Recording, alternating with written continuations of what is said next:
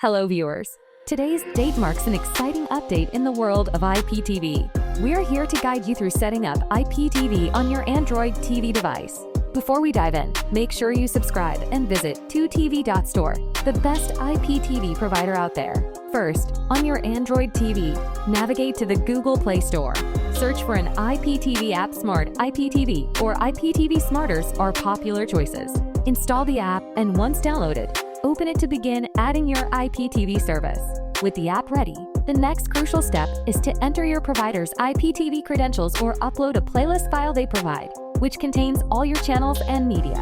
It's usually as simple as copying and pasting your credentials or uploading a file using the built-in import feature. Just ensure you have a stable internet connection for a seamless setup process. Follow the prompts and voila, you're ready to enjoy endless entertainment. To keep getting these practical tutorials, don't forget to subscribe and visit 2tv.store, the best IPTV service for the ultimate viewing experience. Happy streaming!